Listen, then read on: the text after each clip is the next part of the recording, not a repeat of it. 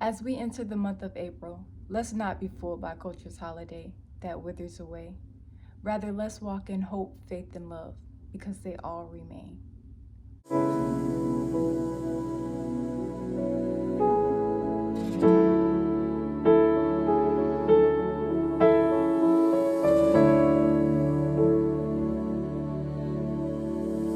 Hi, loves, and welcome back to the community. As we know, many people celebrate April Fools today. Let me tell you why that is foolish. April means to open, as it is associated with the season of spring, a time where we receive many blessings. When someone says or celebrates April Fools, they are opening themselves up into being tricked out of receiving their blessings. This is because our words have the power to either speak life or death into existence. God spoke life, and we ought to speak life too, since we are a reflection of Him. This also means we must reflect His character by following His example.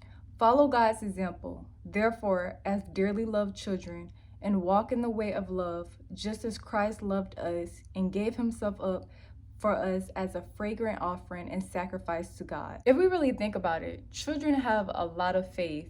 They believe that they can do and be anything, just as much as they have love too. They love everyone, regardless of race, gender, etc. We only see a shift in perspective when their parents tell them that they can't be something, or when their parents teach them how to not love or how to hate and discriminate against certain people. This is why God tells us to be like dearly loved children, to love and to have faith, and to follow Christ's example, because He is the definition of love. And when we follow Him, we're able to walk in love. Also in Scripture, it tells us that Jesus sacrificed His life because He loved us so much. But Jesus sacrificed His life after He received this instruction from God, meaning that He showed His love for His Father through obedience and sacrifice. Obedience is instruction from God, but most of the time it requires a sacrifice, which a sacrifice is to give up something. Obedience and sacrifice go hand in hand, because you cannot follow Christ without sacrificing your old life.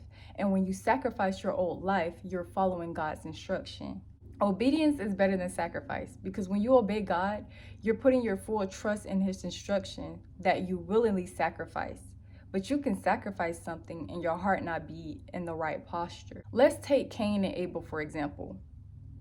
Abel offered to God his firstborn livestock, while Cain offered to God some fruits. Abel received favor from the Lord. Abel's faith allowed him to willingly sacrifice through his obedience, which is why Abel received favor from the Lord.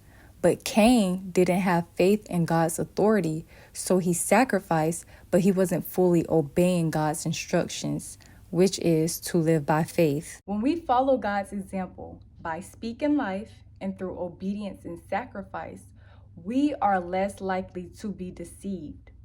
But you only obey and sacrifice something that you love. 1 Corinthians 13 teaches us the characteristics of love, which is love is patient, love is kind, and love never fails. But let's look at verse 9. For we know in part, and we prophesy in part, but when completeness comes, what is in part disappears. Prophecy is to provide instruction and to encourage us, but it is only part of the puzzle, while love is the puzzle. So how do we obtain this wholeness? Well, Paul answers this question in the next verse by saying he puts aside his childish ways. Let's not confuse what God is saying and what Paul is saying. God instructed us to live like dearly loved children by following Christ's example and walking in love and faith, while Paul is choosing to be obedient by sacrificing his immaturity to follow Christ. We know children throw temper tantrums because they have to be taught how to manage their emotions.